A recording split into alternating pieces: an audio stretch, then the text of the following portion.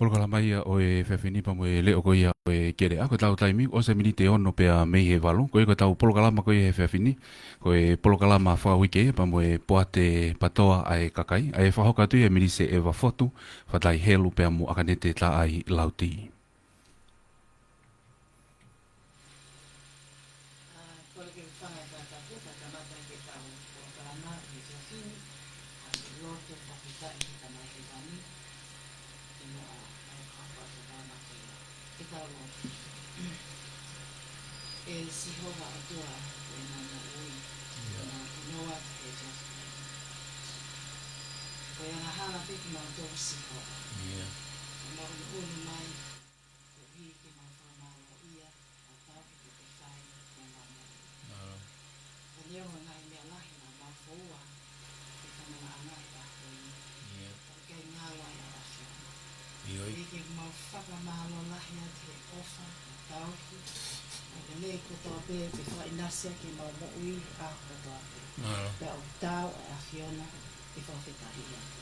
He kai te mau mai he whiawhini o kuno wātu whakau mā oni oni.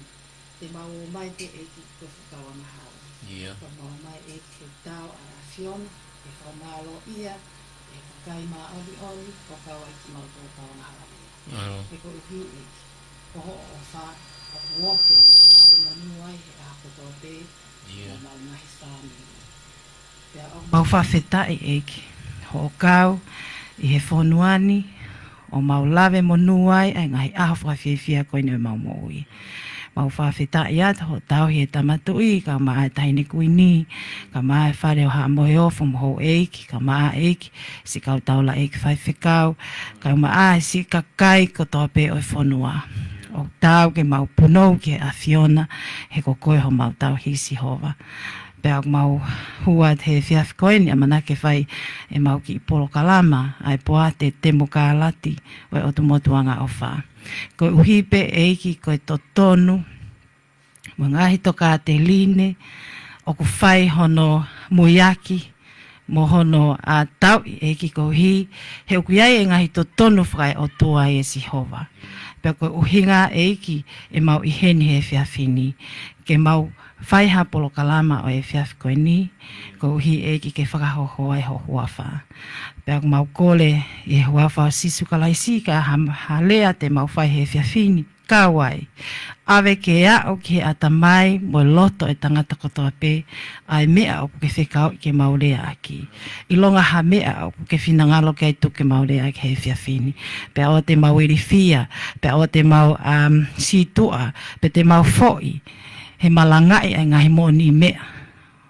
O ke omi eiki, ke whaihano malangai i he toka te rini koe ni o e te mukalati. Aia eki koe pule ai lao, koe tariui ki he kakai, koe ata ki toa, pea moe vahe tau. Ko haia eiki, tene whakaikai ai ngahi moni mea koe ni, na a moe loto, na a moe moi whakamolale, na a moe whakaefika, o ton pasika ki ai ngahi toka te rini koe ni, koe ai he whiawhi koe ni eiki, o mau o mai o mau whakaongongo atu, ke whakaau ai whekau o e whiawhini. I hua whao sisu kalaisi ko mau whakamoi. Amen.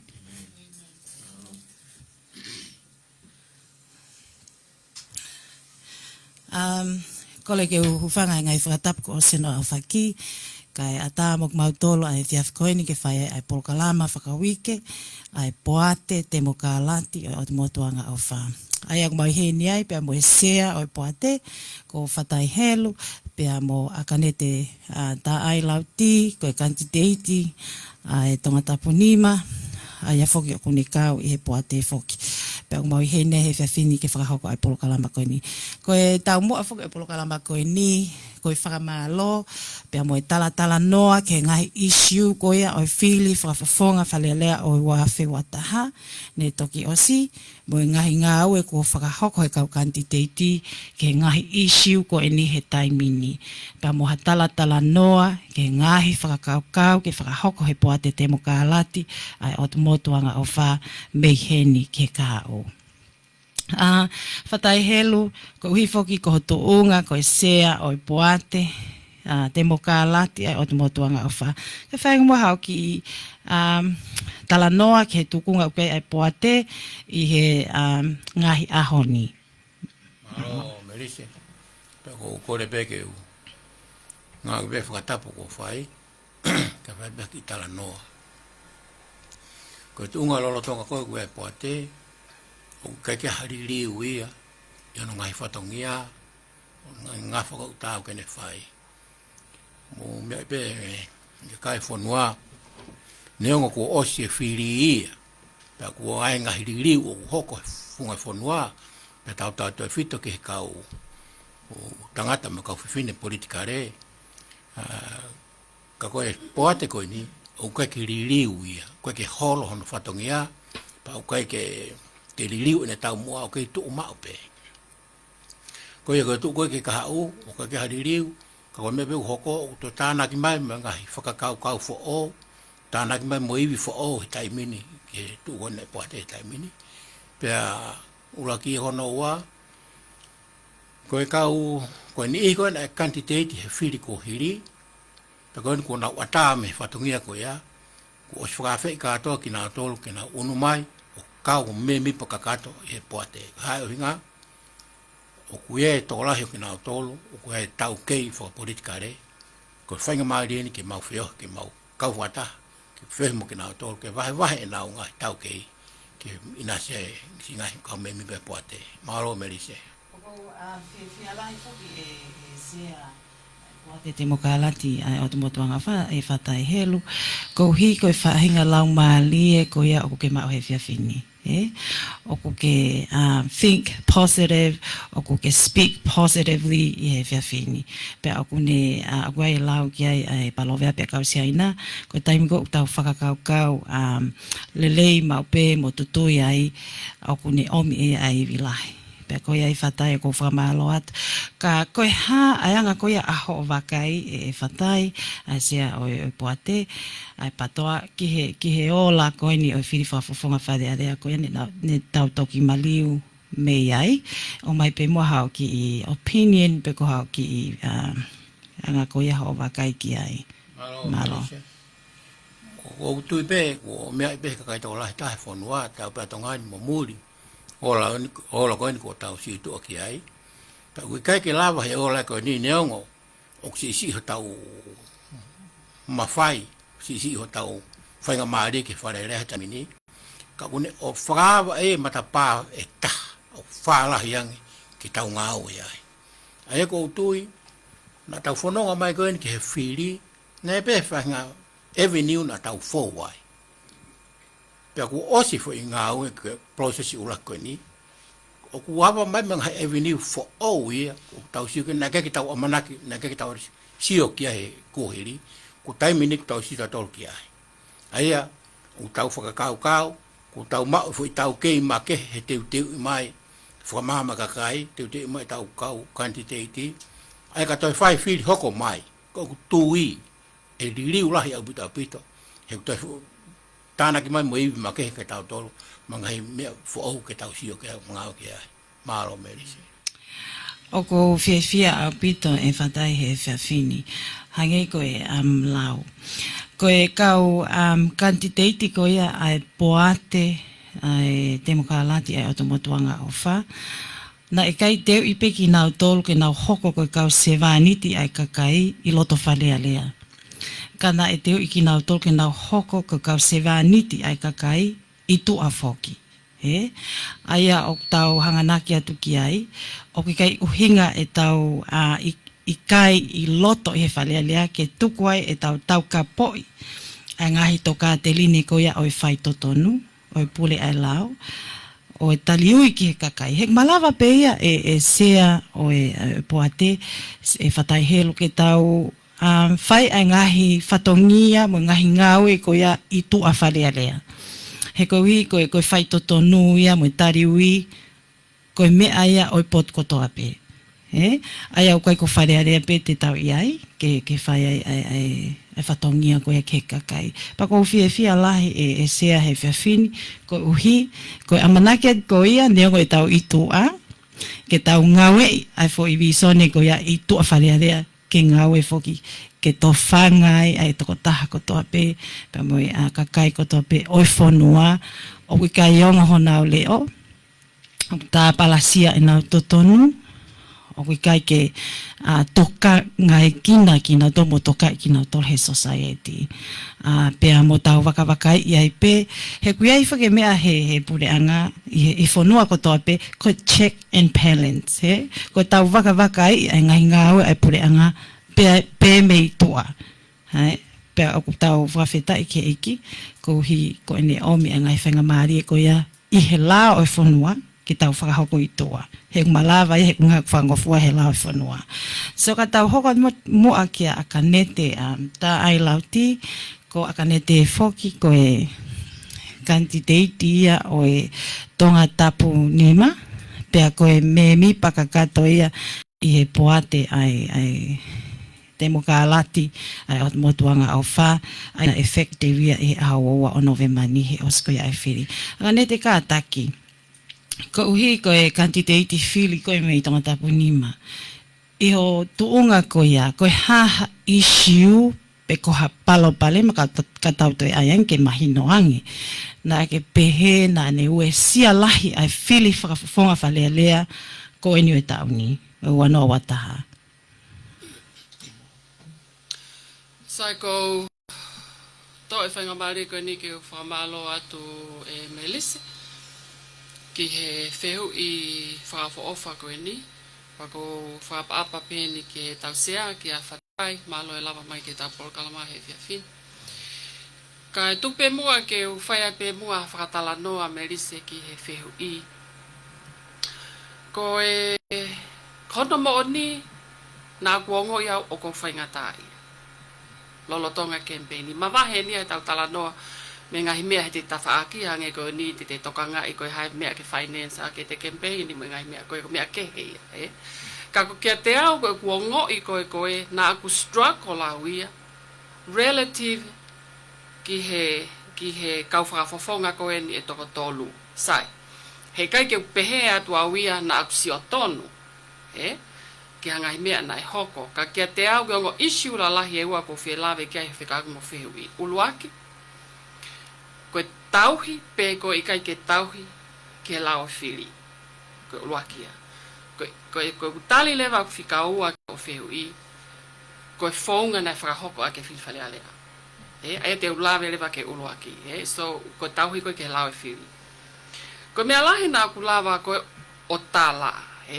Nai kai ke u malawa ke u play ai fo i pulu o whiri whale alea in a level playing field. You know what I mean? Koe anga ia ku whakaukau aku. Akien. Ka pau nā mau tauhi ko toa pe ke lao.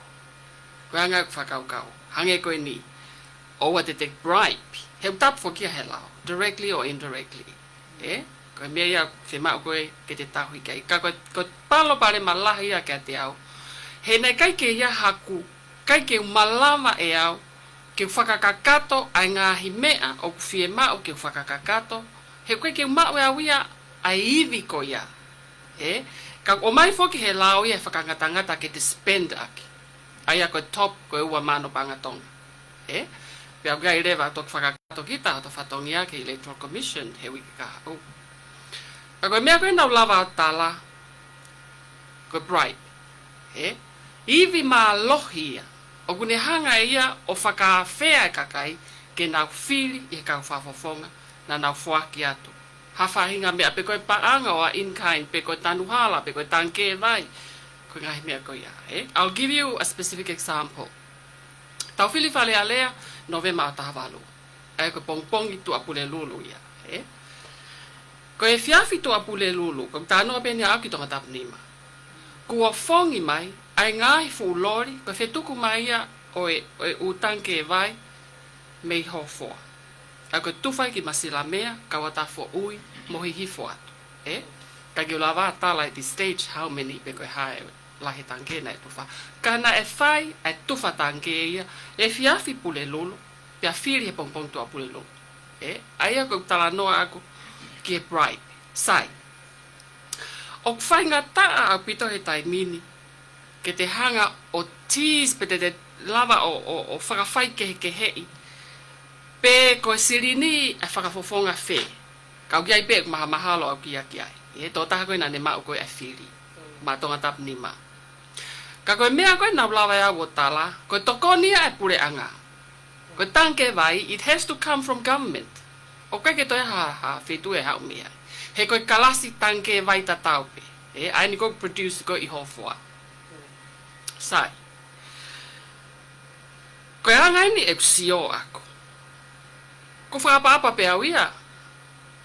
Ai pure anga. O kai ko tau whehi aini. Tau tala noa ki tau toria ke ulunganga. O kai ko sino. Tau kai ki tau tanoa sino e taimini. Koe mea koe ko lava koe o tala he taimini. Mo taimi koe ne whaia koe tu whatanke. Mo tanu hala mo ngai mea koe ia. Koe paanga. Tuku hau e kakai. O whaia ke ngau i koe ni. Aia koe tau nofo lewa. Koe tau tala noa whapokeni e Melissa mo sea.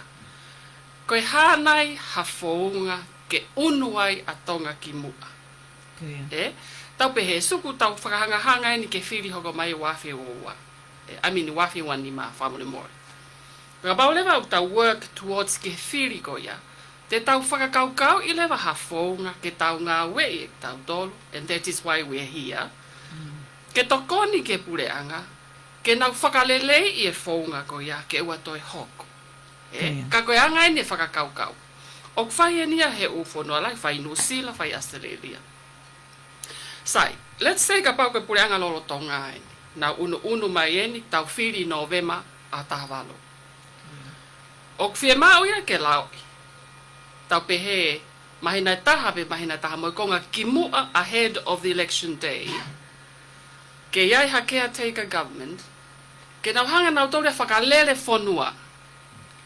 Pea tukuanga rewa, ai ni ihi a koe nau whiri wharea rea, i he pure anga o taimi ko ia, ke nau ata o whai e nau campaigni, mga mea ko ia. The reason why ke malui e pacheti, koe mea lahi bea ke malui e panga whonua. Pea koe taha, ke ua te nau wala nau toluia ki ai. He koe mea lewa hoko koe i he campaigni koe ni nai whai he fo i rani koe ni. Hangeia, everything was out of control. Koe ke malawa he whonua ia mapurei, ai pure anga, nau whai pe nau tolu e mea au na hangeu nau whai te riha pe. Hu whanga whatapu. Aia koe ke malawa ke mapurei, ai pure anga i he nau ngawe aki paanga ko ia. Ko issue ka te au ia, o kia whaunga te tau malawa ke control a ki io e lava. Kau whi mau ia ke lao i whakahui whale alea mga i me process ko ia. Ko ono inga ke whai e whiri hoko mai, ko tau unu ki ai, unu mai ha ke a take a government tau pehe a month or a month and a half ahead of election day. Ke nau hanga whalele pure anga, kai tuku ata atu e i ni ihi koe o nau whie lele whale alea, whakahoko nau whatongia, kai malu i e paanga. At the same time, o ai ngawe ake paanga tuku hauia ke campaigni. So ka mea wiku ke to impact mai ia i he mau ki i mea koe nei whai. So ka mea lahi taha ia nā kua ngoi. We did not play fairly i he fo i mala e wainga ko ia. He na ia ni i hia. Na advantage ki nau tolu ia. Ira nau whamiri mo ni i he pure anga. Pe opu nau maheni, pe koe hawhainga link, hawhainga connection, na nau advantage nau tolia ki ai. Ai kau mau tolu koe o ikai, mau whahoko pe mau tolia, mau ki whatongia. Ka koe mea ia nā kuongoi, ko palpare ma ia, pa koe taha, nai to tonu fokia, ko expectation fok, tau he lau whiri, ko inga ke fair for everyone. Pa koe mea ia uruaki nā kuongoi whaingata ia, we didn't play at a level playing field for pulu koe ke vainga i whiwhare alea. Koe mea lahi taha ia nā kuongoi. Ra koe advantage ia koe ok mau ia i he ni ihi koe ok nau connection ki ni ihi e pure anga o tonga. Koe mea uruaki a koe whialawe ki ai. Ia, ma lo apito akanete ai tali mali he whiawhini. Akanete oku iai whoki ai lao, ai kupu i he lao whili whale alea katonga, koe kupu wa tolo. o kune osi whakamahino mai pe e ia o ku tapu he lao, ai mea koe whakalotoi, ai foaki, ai tufa, ai paanga, ai mea ofa, ha whaahinga mea pe i hina tula koe mea ofa pe koe foaki pe koe tufa. Pea o ku kau ki ai, mo konga whakamuimui o kupu atolu o pehe mai, ka pau o gai haku paanga, kau no atu e awia kia te koe. E feel he toko taha ko, o kune no e kusirini, o kune o, pe o mo ua mai kia te au, ke feel ia te au he ko huike kantiteiti au, o ku tapu mo ia.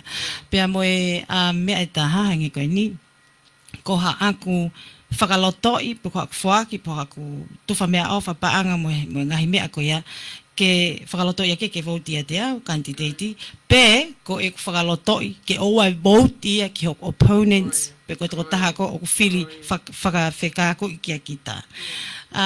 Aia ko ngahi mea ia o ku tapu ma mawha he lao atolo. However, ko e kohono mata mamani, o ku ikai ke enforced.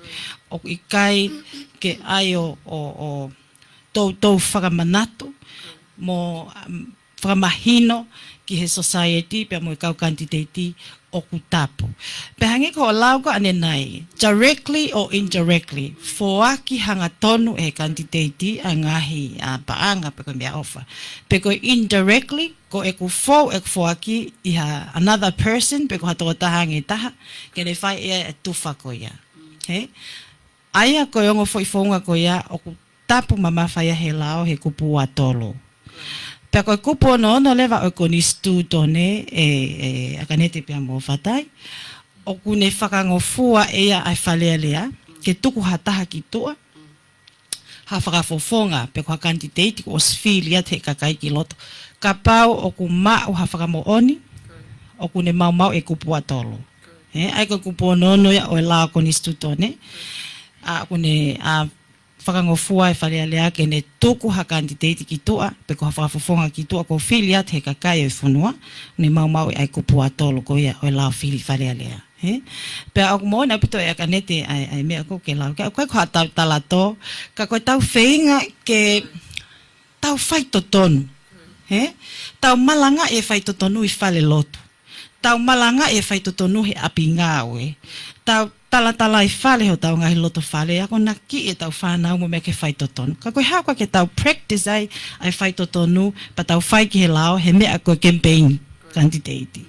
So, ko na e whake e tau ki whakatala noa ke supervisor pule ko ia o Komson Fili, pe e anga whe halawa e office Komson Fili o iloi ha whai hala, pe ko ha tufa, pe ko ha mau i e lao, kupu atolo. Pea koe halewa e netali, pea ne pehe lewa e aia, koe mea koe au ti peni pea he kantiteiti, e ne hao o mai e ne ngahi whakamole, ke tau sio kei penai owa he ua mano tonga. Mea ni o kui kai ke ha whaunga ai Office Komson Fili, ke nau tuu mai ai o wakai i mo sivi e ngahi whakamole, ke mahino penai mau e lao kupu atolo. Aia koe palopale mai a taha tau sio ki ai he ngai ahoni e akanete. Pea ko mon ia pito ho tala noa. Ko he mahu inga ke tau whaito tonu he mea koe campaign i wharea lea. Pea akanete te u ako... Ia. Whakatala noa at pehe ta whaako ia. Ko ki tāna ki si at pe ako ia. Ko ku... Nei, o mai whoki e pamphlet ko e ki whiraak ma whil whalea lea me he Office Komson Fili. Ka aku ikai ko kanga koe aku wakai aku ia. O to tonu ke toi ngā wei a pamphlet ia ke mua comprehensive ake. He koe guideline ia, kono moni o ke whakaluk fua pe ke general.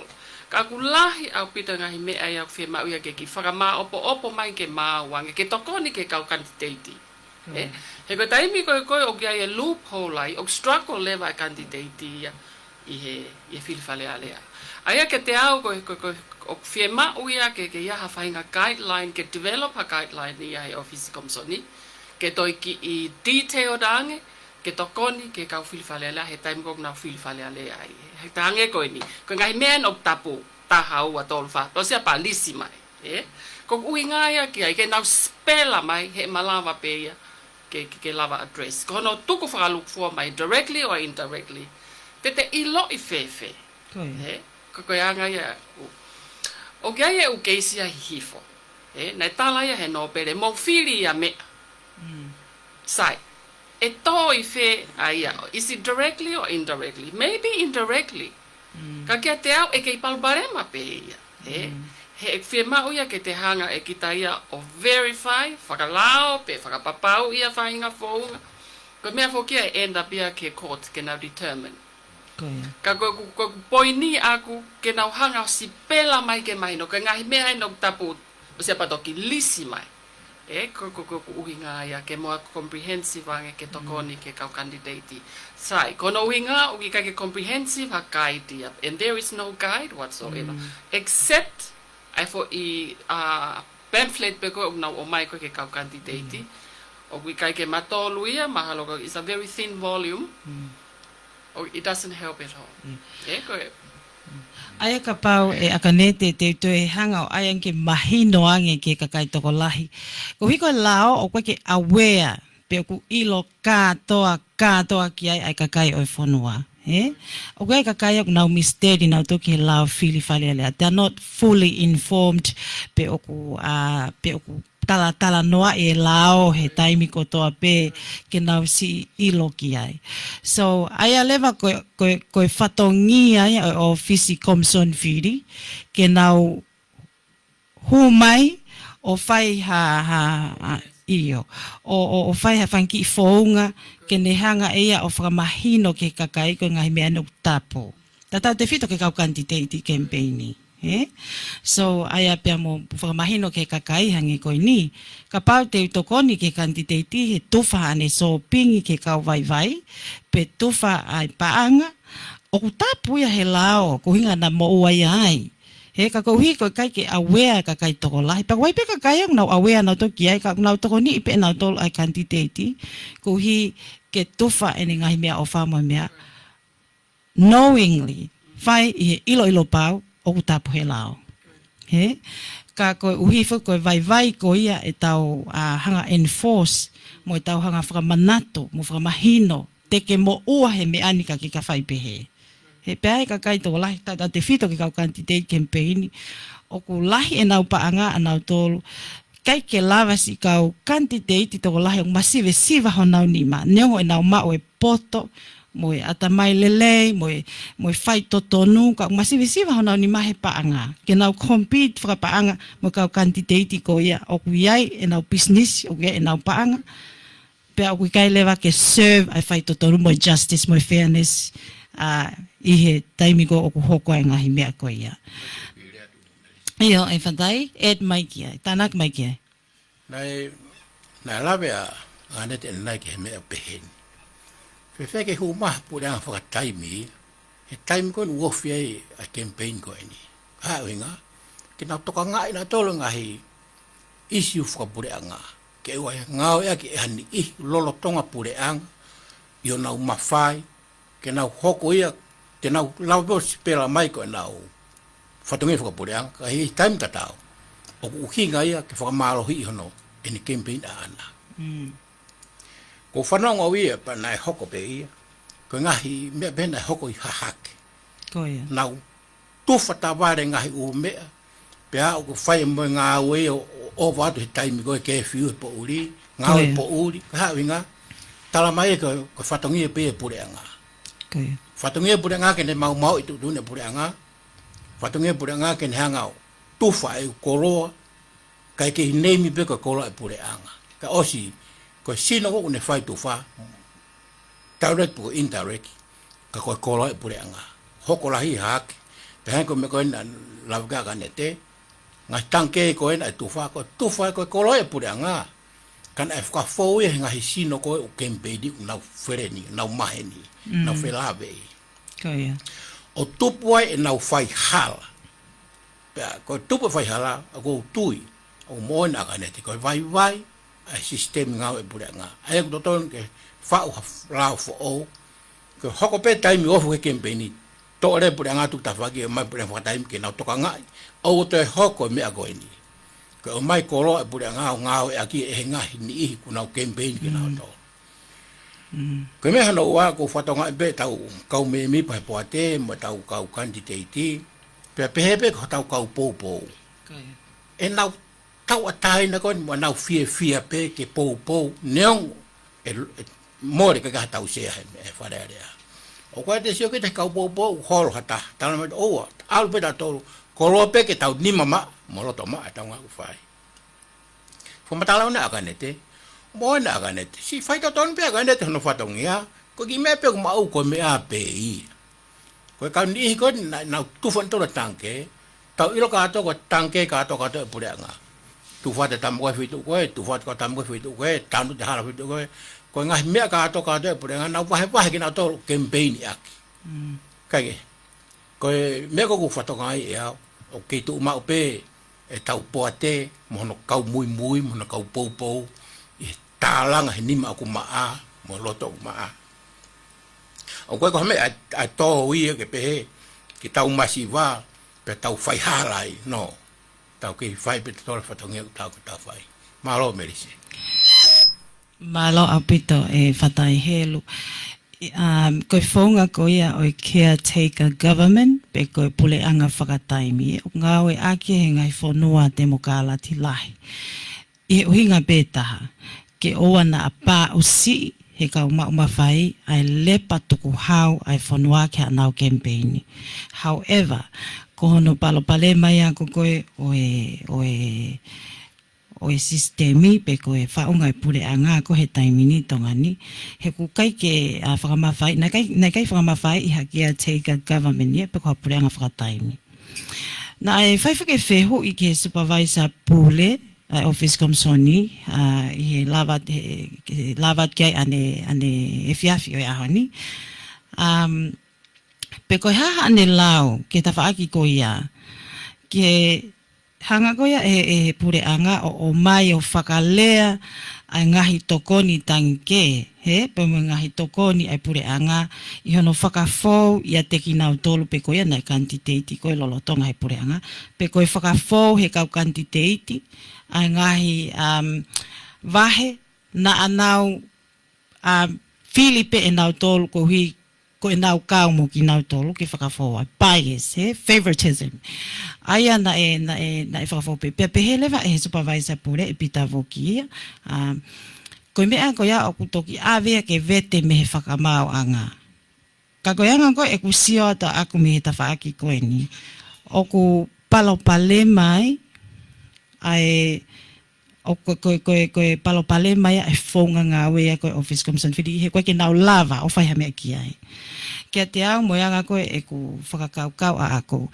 Ko ene ha upeha tokoni pehe o whau ha candidate. Ko ene mo ua ia he lao. O whanua ai lao kupua tolu. Ko hi he ku hau e ofaya ko ia ai pure anga. O ku iai pe officer kolo me pure whakavahe.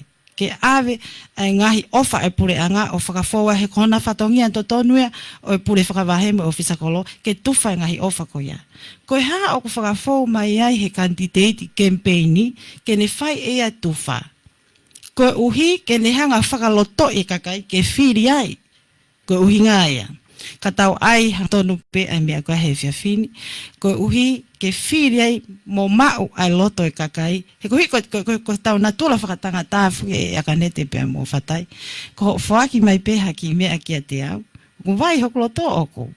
E tuku lewa ai totonu iki he kau toka I au ho ta wā o taua. He ki mea aku ki hanga o whaaki mai kia te au.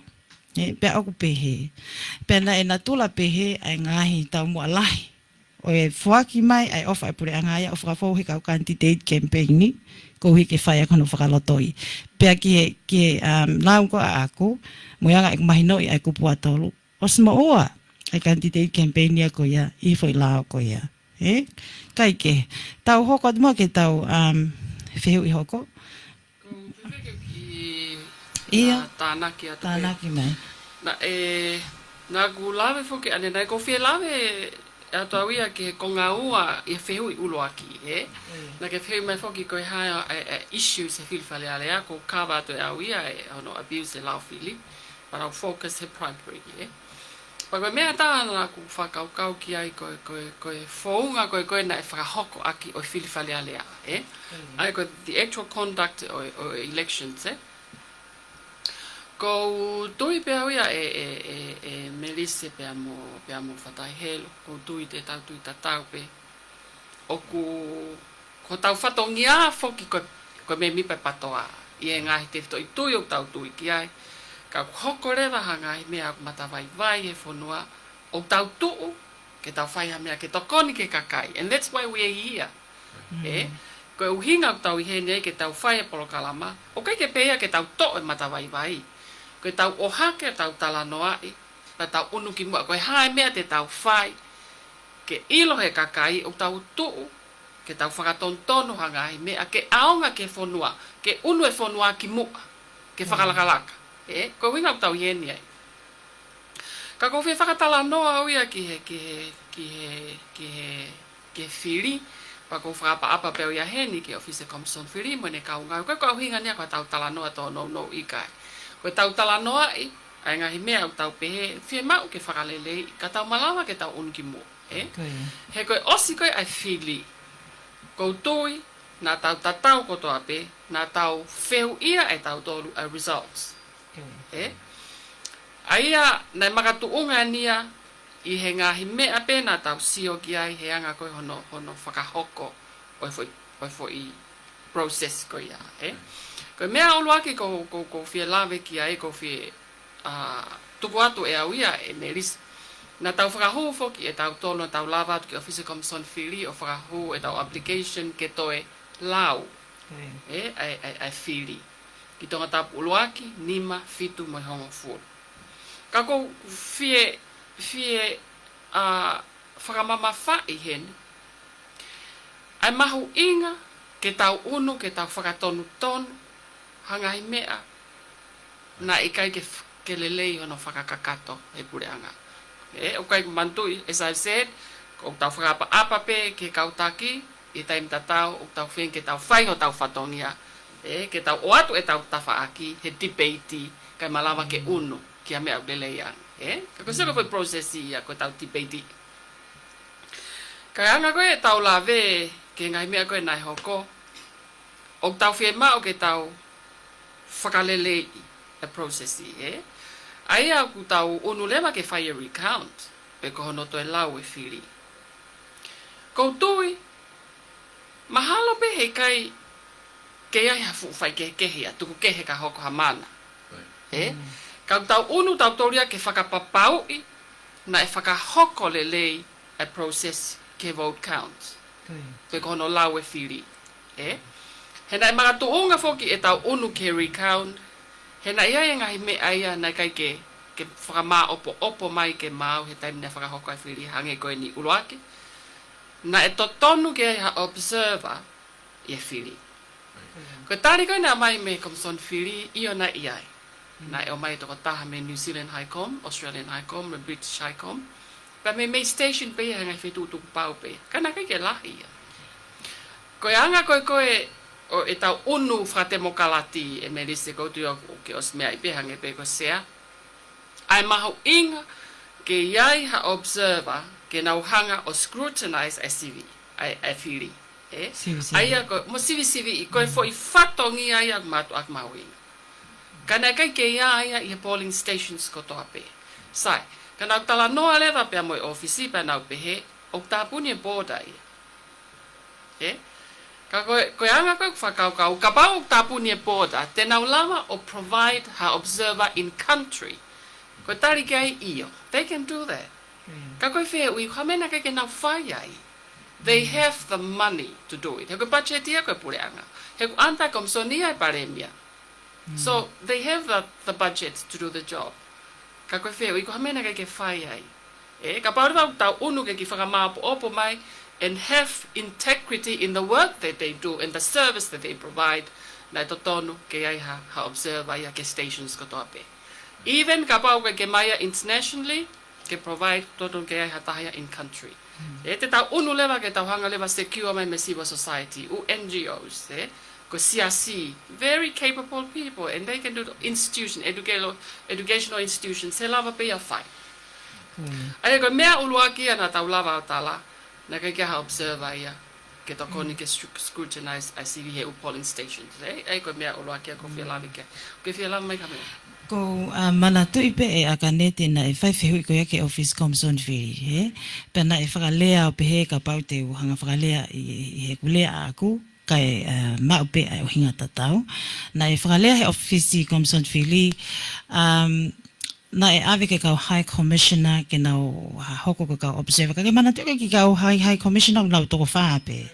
So he koe fuwhai anga while wangi au koe teke pehe o whakapoto ke nau takai holo i he fo i hoa pe fiha he fuwhai anga while wangi au. Aina pehe koe he office Comson Ferry, he supervisor pure.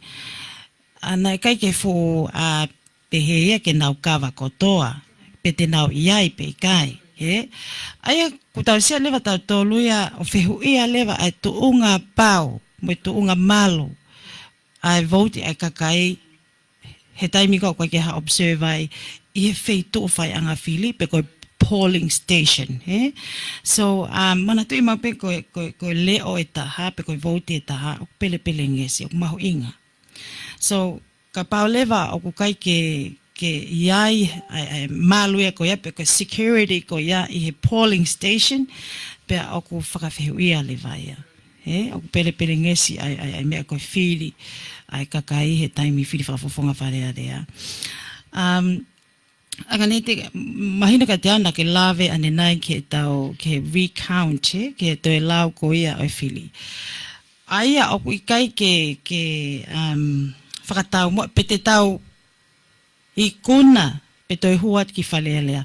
Kai whakamahino pena e whai, ai whili, ai kakai he whaunga totonu. Ke ta whaaki ko ia, ko tui ko mea whia mau ke emphasize ke mahino ke kakai. O tau unu tau tolu ke tau whakakato processi, ko hono hinga ke tau iloi, o whia mau e tau tolu ia ke iaha justice i he ngā wena whai. Electoral justice, that is. Ai koe whakawhainga whakamau to tonu ia koe o tau pursue e tau tolu. O kai ke te au, e toki o kai ke priority ia pe te tau mao pe ia hafu liliu i e whiri. I don't think so. E ia liliu. Koe mea ia whie mao ia ke tau whakakato e tau tōria pa tau whakatontonu e mea koe na tau no. He kohono hinga, we knew there were caps. Were faults. I he taimi nai actually conduct the elections he te au tāwalu. Aia o whie mao ia ke tau go through ai, pia ka pau o mao results o tatau. Pa te tau fia lewa. And then we gain confidence and trust i he sistemi. Koe mea ia mauinga. He i kai ke tau nofo holope i tongani, pe tau whehu ia sistemi, pa tau alu holope ta e falala ke sistemi. After all, what they should do is to provide the service ki kakai. Pe tau falala ke sistemi. We have confidence in the system that they provide my service ko ia ke tau tō. And I think o mea mauinga ia o tau whenga koe ke tau hanga claim and regain from this whole exercise. That is from me. Ko au ia nau whika whao he whiri tonga tapani ma. It's a very big cap. But o ko whia au ia, he ko ilo pe au ia, he kai keu lava au ia. I know that. Ko mea o ko whia au ia ai, ko whakahu he processi, I want to experience it, I want to observe it, to make sure it's done in the proper way. Ko ha results, and then I would say, Malo Comson Ferry, you've done a great job. Ko anga, that's it, ke anga koe e tau sio atu, ke ose foi processi, pe tau mau ai falala koe ki e sistemi, then I'll provide my service ko ia. Ka ko whaka more pau ko ofat pau ia, ke a vuki, whaka hoko leleho nau whatongia mo i ki kaunga au, ka koe koe o hinga e nia ke tau hanga o hake tau nono ikai. O tau tala noa i e ngahi mea ke ilo, mea mai kai kakai pa nau ilo. O ke hao tau whatongia tau tōluia me mipa patoa ke kakai. Okay, and we are trying to do this for the people. And once we do this, we are moving one step up the ladder. Ke toko ni ke kakai pa tau whalakalaka. Malo akanete. Ia tāna ki mai whatai. Ko nau sie whake he tohe kau i he Facebook o peheni. Ko mō tai whenga ke toi lau, mo se ku lau ngeau e kepi, fulahi, ko hame te mō ka mu ke vili take ke more ha mo siri ni sai mi se mo akanete ko au ko tu be ko tau recount ko ni o ka ke tau mu ia ke tau le ha ke tolo win me a kai ka pau e ilo hala ka ho fika ta to ko mai na si tamako e ko positive ke tamako e o si hala Ko ia.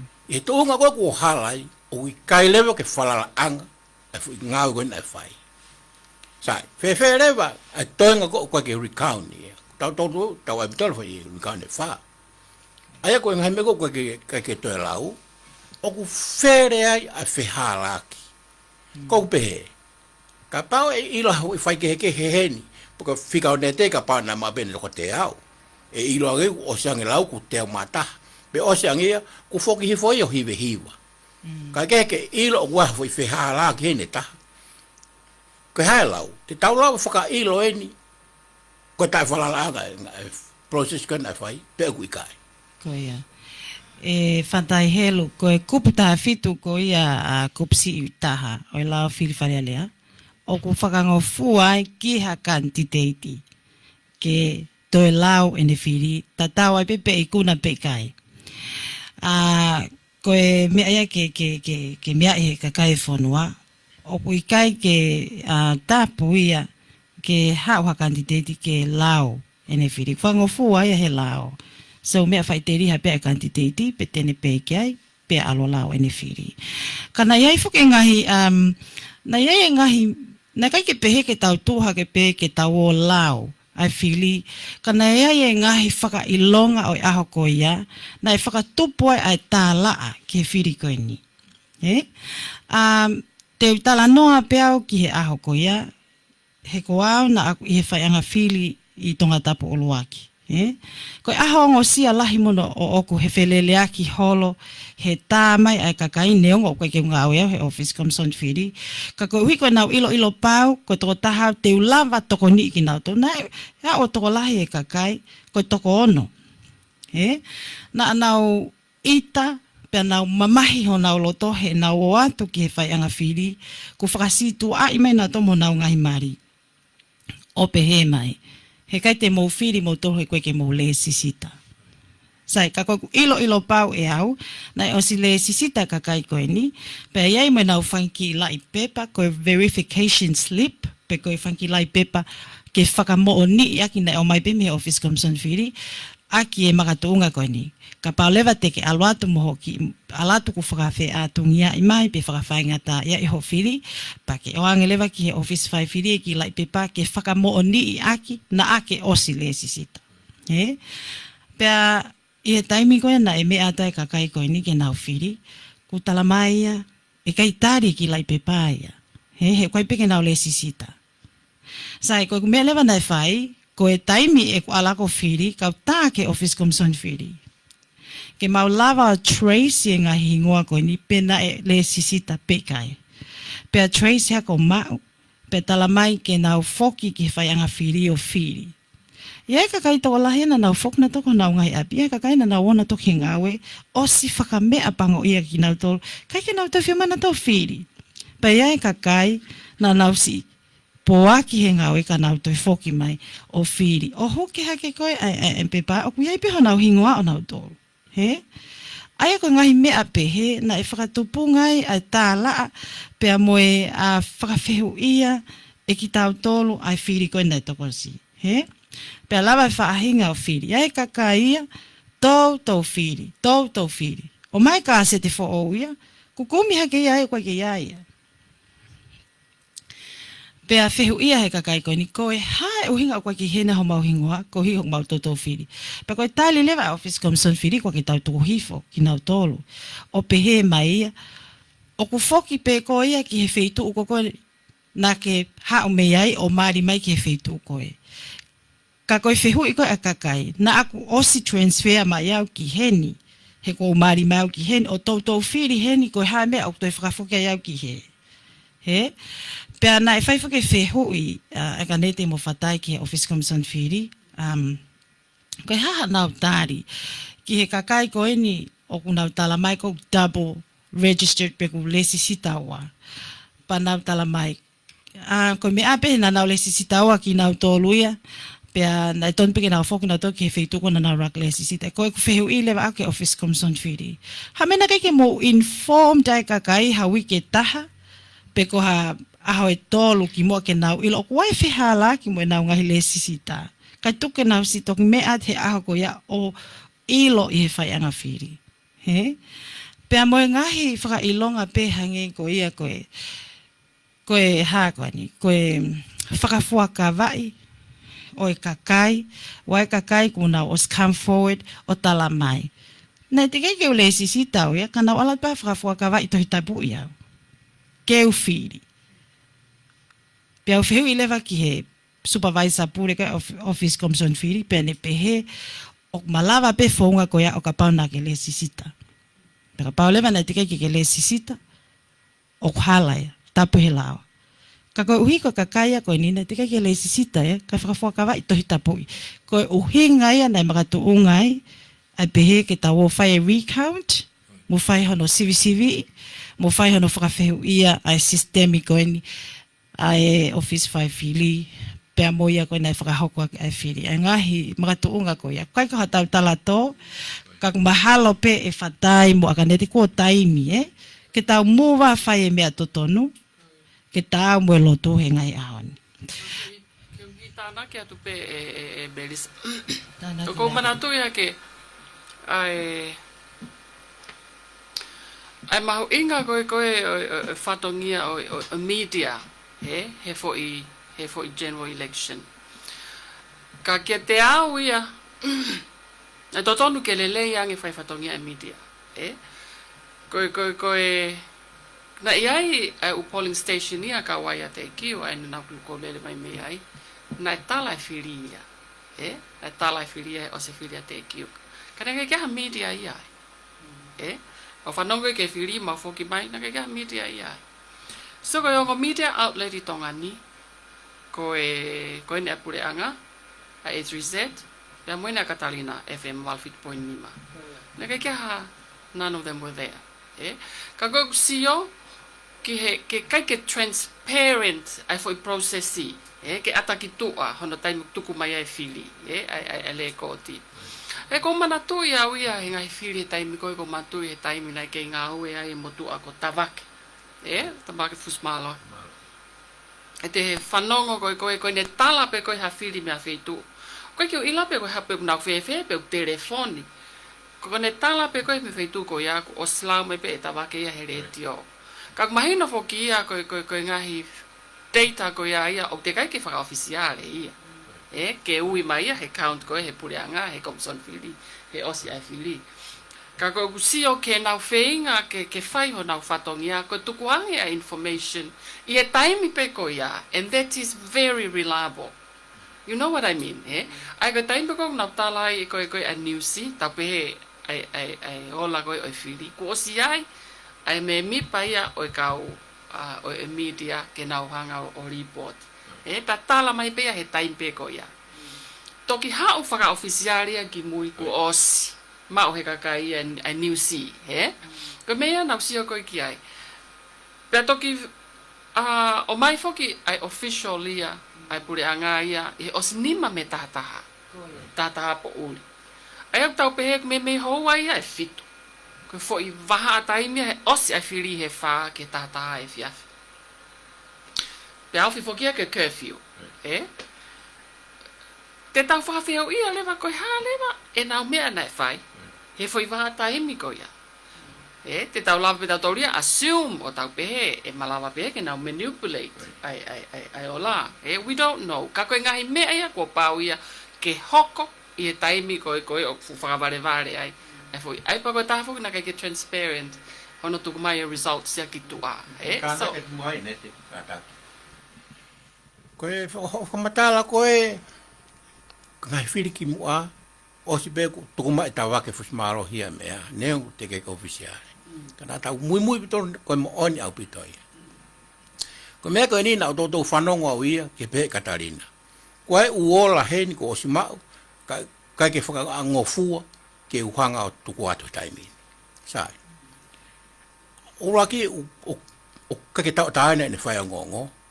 Ha inga ko whanonga wena sponsor isi aina i program ko ni.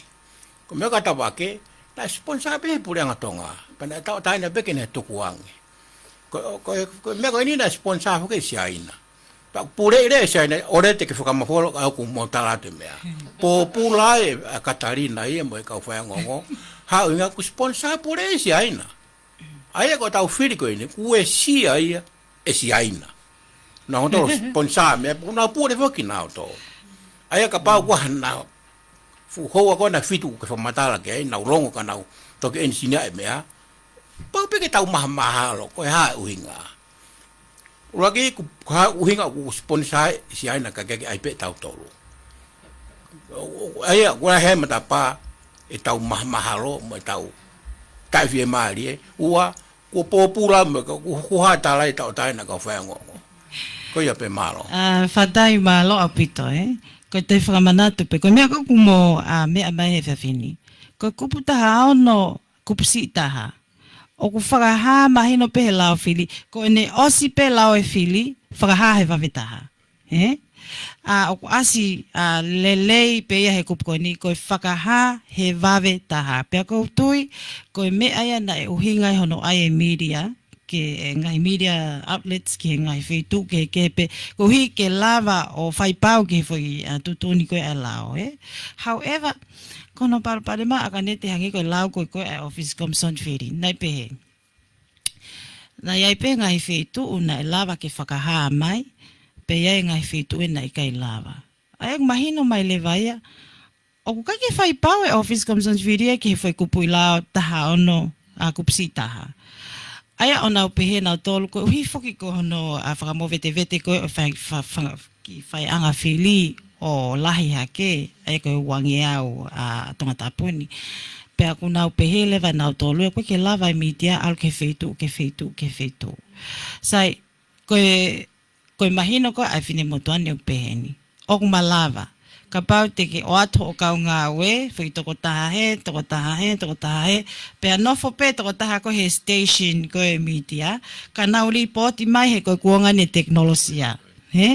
Report mai, telefoni mai. Ko ia. Ko eni, ko tonga tapu uluake ne kumau, ko ente mau report e ko he wawetaha. Ko eni, ko tonga tapu waeni, ko mau mai, report e ko he wawetaha.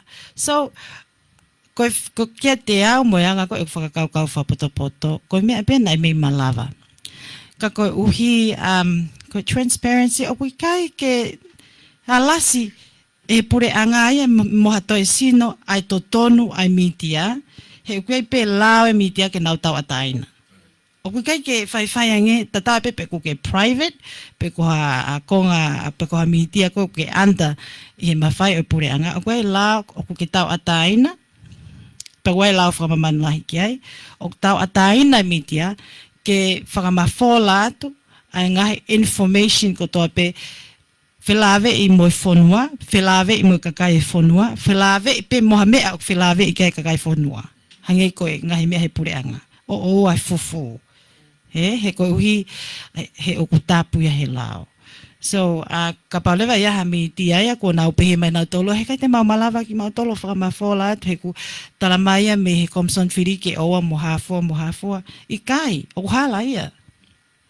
O ku iai ho to tonu, i he lao whakamitia ke whakamafola ha mea whikau aki. Pea moe whonua, ta tau tu whitu ki he whiri kone toko si. Ko hipe ke awea kia e kakai e whonua. Sa ka tau hoko atu e whatai mo akaneti. Nai toi iai hangahi issue. O ku mo whaka amu ke whakalelei. O mo pehe, o to tonu ke whakahoko he office comson whiri, ke oa na atoi hoko ai hapalo palema. Pe whehanga hangai mo kau kandidate. I hatoi campaigni he kaha o. Ko hi, we need, ai whai to tono mo justice, ke whea ke kau candidate ko topi ke oa te tau toi go through, pe te tau toi whanonga e atu ha mea tatau. Ke Ngawe aki pehe kakaya koe ho nau mawhai, mo nau paanga, mo nau mau e lao, ke nau malawa ki nau tolo i kuna e loto kakai, kai si whainga tā ea si kau kanti te iti, umasiwe siwange, o ke nau lava alas pe mau e lao, ko hi ke whai ai ngahi whakahoko ngā oe ko ia, ko hina nau mo ua he lao pe te nau. Kunga ke whai ak hono i kuna e loto e kakai. O te iai ha isiu mo whakaam ke whakalelei e Office Comson Whiri. Ha whaunga ngā oe, ko hi katau hoko atu. Malo apito. Nā ku lawe whoki ane nai e au ku fu mau inga ke toi develop ha campaign guidelines pe koe whatever you call it ka ko whahinga whakahino hino ke ne tatake kau kandidate ke leleanga o nau whatongia pia nau hanga o spela mahino mai ngahi mea ke tap ngahi mea ke ngofua ko anga ia whakaukau e kono inga ko mea ko mai ko he taiminia he ki thin volume ko mai ko he kau kandidate ko ke it does not help at all ko anga ia whakaukau ko inga ka tau unu lewa ko ke whiwhare alea ko he wanoa wanima ko si in place lewa guideline ko ia ke toko ni ke kau kandidate ai ko anga whakaukau ako ai ko mea ulo kia ko mea ua na ku lawe ko ki ai ke e toko ni na ku lawe a wia ki he ke mea ia ki structure ke toko ni he ku lawe ko ke caretaker government ai ku teke ia mi olunga ko anga ia e ku whakaukau ako ki pakia te au he tain ta tau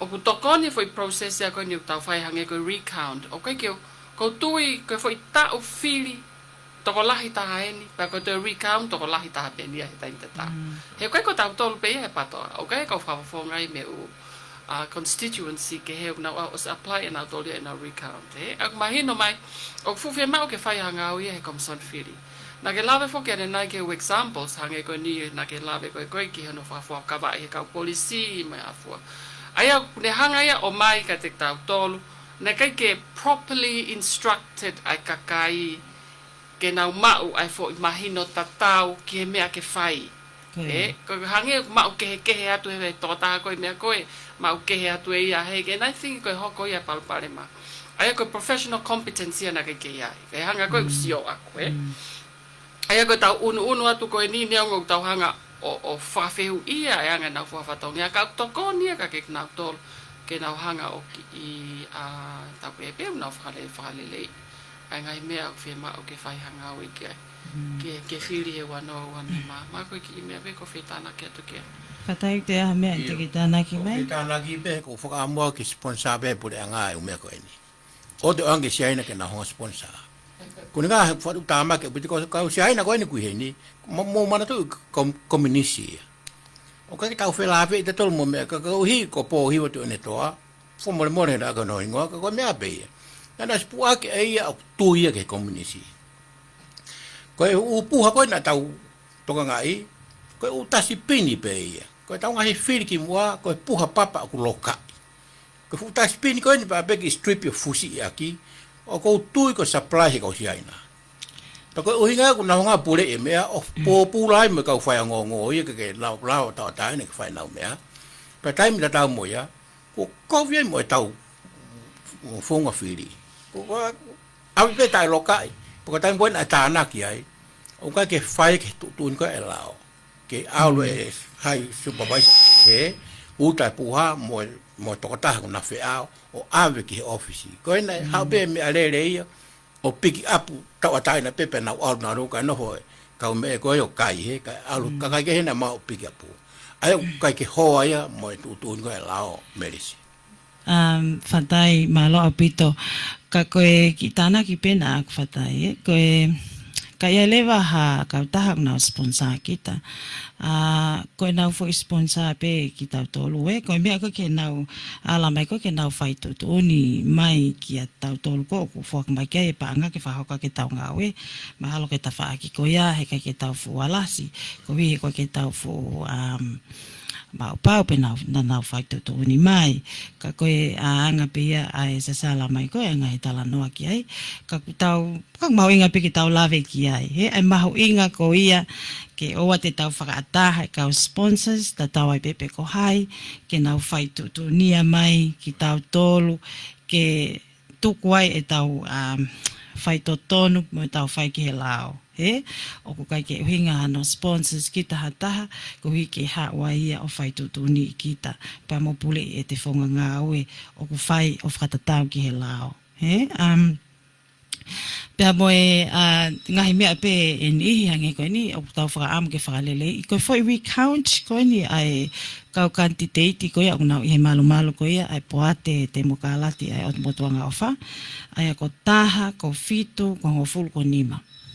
Sai, koe whai recount koe ni nai whakahua tu whoki pena e whai atu ai whakotu atu ai condition i he pekoe kole i he tohi koe ni. Ke malawa mua ke aluatu ha toko taha me he wāhenga, ke sit ini ke ne siofi, ai lau, ai recount koni oi whiri, pia moha taha me he High Commissioner. Pia koe whakotu atu ia o whakatatau ki hono advice ki tau tōle he Office Commission whili, he ukuhanga e he lao, e he kuwha, o ange ai mawhai ki he supervisor pure under his discretion, peko ene mawhai o ona, ke ne whakaata ai mea koe ia. Kana e whakahoko mai ane fiafi, ai whakahaa mai ia, ko hui whoki he ku pei pa angai tahawhi, peko tau totongi pa angai tahawhi e kantitei takta ke whai e lau. Ko whakahoko mai ia, oku o mai ai kandideitia ko koe nei kuna koe e ai whiri, ke hau ia o sit inia he recount, pe koe lau ia kai tuku ai kandideitia na ane pe ia ai paanga taha whi i tua. Oku kai ke fumahino i e au ia ai foi move koe nei Office Commission whiri, koe foi whakaha mai ane whawhi o pehe hono whakalea ko e mau process ia, no. Na e whakaha me he supervisor pule, ai Office Commission whiri, ko nau tolu pehe tau kotoa o nau whai ai lau pe koe recount. Koe tok foi process ia, koe ni koe tok whotua ke pe ane nai. Koe uhi ko a, koe tau whakotu mo e tau kore atu, ke o atu mua hataha ke sitin. Ka koe ke fu mahino ki a te au, koe hako o mai ei, hu whangai whakatapu, IPMI ia, mo eke, mo puloka, ke nau mai na to sit in he foi recount ia na e totongi he kandidati ke panga tahawhi ki ai. O kou pehe au tong ke nau totong ha nau tahawhi, ke fair enough ke nau makatu ungai, ha nau mea mai o sit in he recount koe ni. Kai ke usi o ilo pe koe hae o hinga o mea koe ni. Kou pehe au tong ke kau mo whonga ia koe ia, hono whakalele i. Mo whakaamu ko koe ke whea. Ke tuku ai si kau kantiteiti a koe tu ana nau peki ai. Kai whakahuma e kau mea koe. Ke whakalelei, ke whakamahino mai pe i he konga lao, he provision, he recount. How many o whima o ke whai he recount, pia ko hai e kau mai ki ai. Ka pau ki a whima o ha observer, for example, pa tuhu pau mai. Ko hona uhi ngā ke ne lava o whakangata-ngata e nau whai tūtū ni. Koe taimi koe koe ke mahino mai ai o specific mai ko ngā lao ko ia, unau play lewa nau tōlu ia. Koe anga ia whakau-kau. Koe ton ke whai hanga au e ki ai as well. Nā ke manatui e akanete, nā tau eke ki he supervisor pure, ki a avuki, pe kuanga whewhe hono lau ko ia o e recount, toi lau ko ia o e whiri. Pena e ne lawe, nei mea mai o pehe. Koe o mai pe koe o e o la ia me ngai whai anga whiripa, koe ne tāpuni pe koe fupuha, o kukai pe ke mau toi lau ia e mau tolu tatawai pe, o tāpuni e pe, tāpuni e pe. Ka e anga whewhe. Ia au hono whai e recount, he nai pehe e koe, tulo, nai pehe koe e buki, te nau hanga o mai ai leko o ti me ot motu. Ke o mai ke kau i he hono count. He nai ne whamahino mai na e tala mai ngutu pe e results ia over the phone. Aia he ne pehe ku nau hanga o he nau tala noa koe ane nai ki Commission Whiripa nau pehe ko sia uma wabao. Pako pau ke pika pa haapai auhu. Ka nau whehu i kei pe mau kotoa mai pe u results mei motu tala mai io. E mau pe ia kotoa ki a pongpong. Kau tui au ka mea whawhiawhia ia. Ko hono winga ke o mai actual votes me tahi ke whai hasi o ki ai. Ko ngai e whakaukau ako ke ka whakau e lau. Malo apito akanete. Kako kumana tu ile lei ko he whae eke ko ia voki nane pehe. Sai hono whae recount because koe osi pe koe hono lauia ko he whae anga whiri. Koe o mai pe ko iaia tapuni iai pe iai o kai pe ke to iara Office Commission whiri a lau. Until lo oktotongi mai ke nau lau. So, koe whehui le vai a ak mo tala whiri. Pea tēnā wanga whewhe hanau ilo o wai ha wheha laki i he lau koia o whiri me ngai whai anga whiri he kau officer whai whiri. Loi whewhe kunau whai to tonu whatongi a ka pa if there's no observer. Ko anga whakaukau. Ko hinga ke osi pe ko ia pea o mai lewa. Ko ha observer with integrity. O kai whaka no whainga integrity ke whalala ki ai. Pea bau o kuhala ta e... Te tau wheo ia lewa tūkunga o whiri i tahi ka pako ia. So... Tau o whiofi mai whoke ko ngā whakaosi koe tau polokalama o to iai ha mea o mo whima o ke tau toi ki tala noa whakaosi ki ai pe tāna ki mai ki mua pea toki whakama opo e tau polokalama ke whiawhi. Ko... whatai? Ka urea ka ke toki whakaosi Ko tuia ke mea pe Melise. Nei data ai office, nei o mai ai the actual votes ki he wanoa taha wha, wanoa taha fitu, mo wanoa wataha. Ko tuia ke os mea pe. Aia koe actual votes koe he wanoa taha wha, nei pe se te fitu hiva. Koe wanoa taha fitu, holo ia mea o pe se te ono fitu. Ko ta uni wanoa wataha, ko re ko ti, ko peseti ai ono ua. Ko mea ko mahino ka te tau tolu, o hange ko o ngari kehe.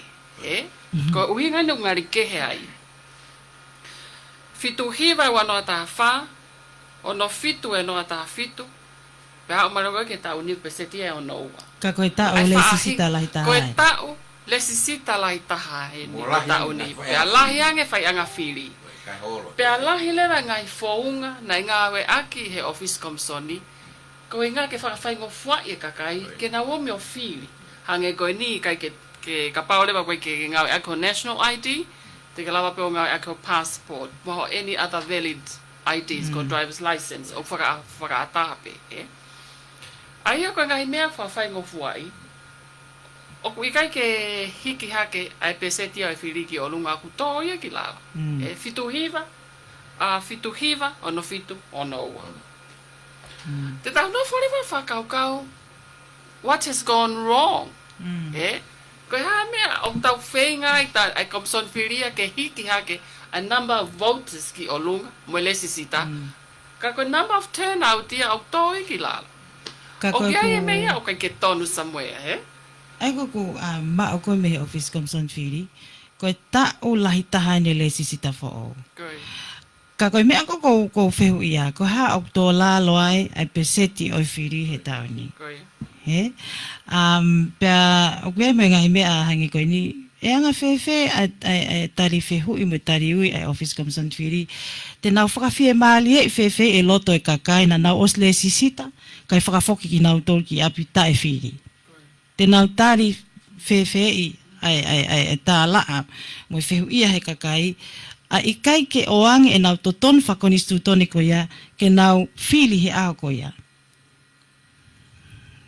Ai a ko pehea wia o ku fo o fie ma o lahi ke whaiha whakalelei ki he sistemi pe koe whaunga ngā pe koe whaunga ngā oe ai office koe ni pea moe a whaunga koe ki he whai koe whiri.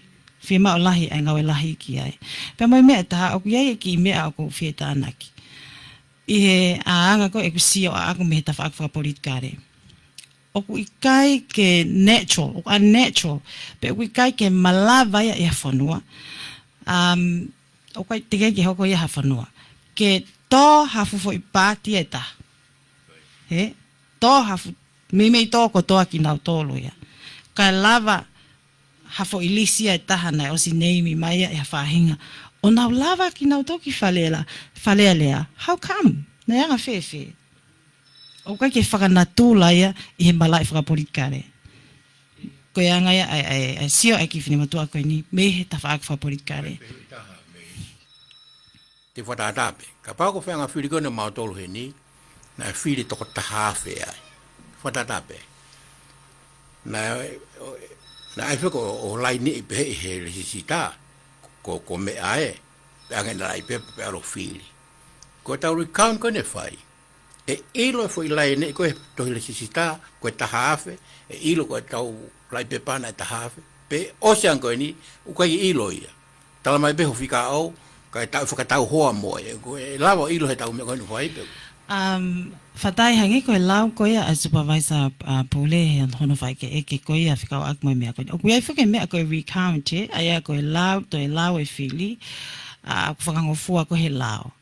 Pe aku kehelewa moe ta whaake koe hono orchard, pe ko hono waka ai uta whaaki kehe ia ko koe o whili. O hangi koe ni. Ka pau, na oku ke no whakoi tō whoa. Pea ke mea mai koe o le sisita pe transfer mai ki tonga tapu oloaki, knowingly ilo pau, oku tapu he lao. Koe lao ko pau ke mahina e tolu ho nofo he feitu ko ia, pea mahina o kuai ho makatuunga hangi koe ni, pe ku ke maari mai ki ai, pe ku iai ho api ai, pe na ake nofo koe i tonga tapu oloaki he taulahi, neongo kuai ke hao api ai. Ka koe ngahi uhinga ia, pea moe taimi o whakaatama he lao, ke toki la vai o le sisita, i he feitu ko ia.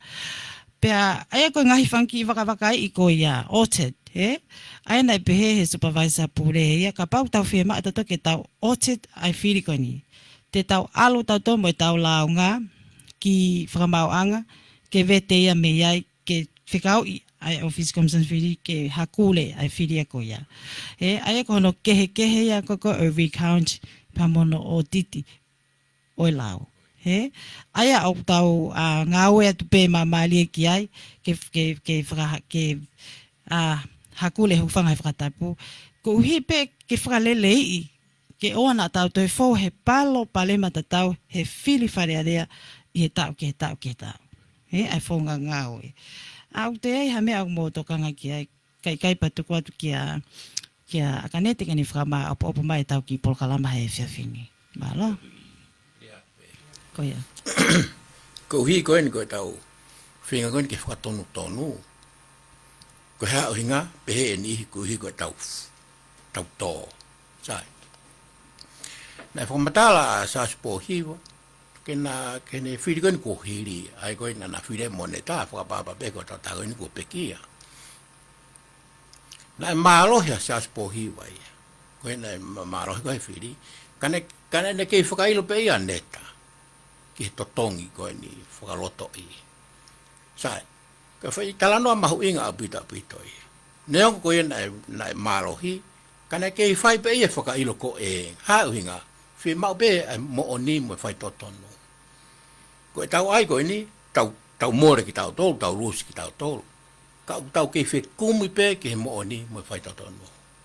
Ki tāna kei pe ia mālo a pito. Mālo a pito e whatai ai whakatala noa mai ke ta whaaki ko ia, koe mo oni Aia na esi teu koe ni e na hopo, a se haosi pia moneta, whapapa peki he pekia, mo esi malolo koe aneta. Aia koe uhinga koe a se aspo hiwa, koe tau whie mao ke tau whie kumi ke whaunga totonu. Ke oa e whai ange pe, ko hao pe hataha mau e lao a whiri patau mikuna tato pe tau whiwhi maari e pe tato ke tukuno ai. Ko hika alaha ke ai tōpu pe amoe ka hao e whanua ha aho o efi hia he fufo i whaunga tatau pe o si angena e o si mao pe tato e ngai whainga maari e moe ilo moe whakakaukau moe poto i moe tau ke tau whai hame aki ai. Pa wai lau a Alpenstein o pehe koe palopalema lahi taha o mamani, o kui kai koe kakai koe a o nau veu ke whanua. Ka koe kakai koe o nau tangutu peo sio ta e whai hamea ki he veu ki koe e whanua. Koe lau ia e poto koe ia. Mahalo koe au ia ki he ngataanga e tau ki Polokalama. te tau toki polokalama hei wiki kahau, o whātu ki kakai e whonua, pēa mo i whakaapa apalahi atu. Mō pōria.